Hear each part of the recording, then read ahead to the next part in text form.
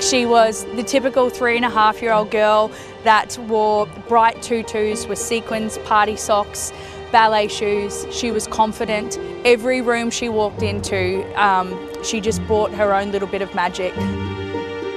Just 3 days before Christmas in 2020, Luna Capri's life was tragically cut short.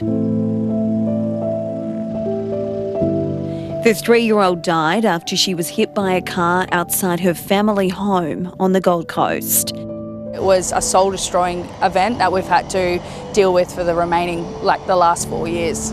Her death had a profound impact and was far-reaching. It's not just my family that has to sit with the heaviness of losing our precious child, but it's also the first responders that were there at the time. I know for Luna's accident that 2 of the ambulance drivers actually had to take a 3-month leave. A 23-year-old woman remains in a critical condition tonight after a deadly crash in the Legacy Way tunnel in Brisbane. A farm worker killed in a bus rollover at a notorious intersection in Bundaberg. Police investigating the horror crash in North Queensland have confirmed the bus was travelling on the wrong side of the Bruce Highway.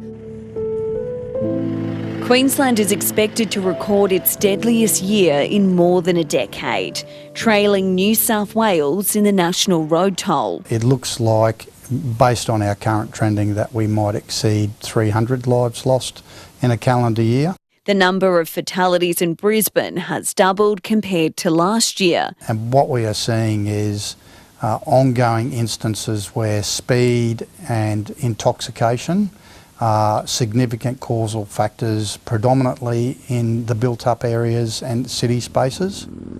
While the Wide Bay Burnett region is one of the leading areas in the state. There has been about a 15% increase this year compared with last year, which comes to about 2,000 people that are brought into our hospitals across the Wide Bay. It's contributed to increased hospital demand, impacting on wait times and overcrowding. Anyone that's in a major sort of traffic collision will be classified as a sort of Category 1 or Category 2 patient that would need immediate review.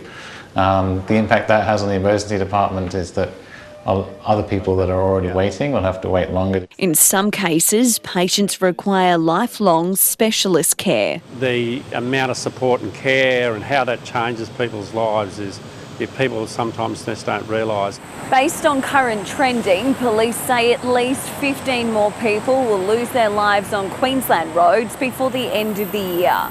To try to prevent this, officers will be targeting drivers who ignore road rules in increased patrols over the busy holiday period. The festive time should be a time of love and laughter, not loss of life. I urge that every person that gets behind a wheel this holiday season thinks of road safety and chooses that each time they drive. Liz Gwynn, ABC News.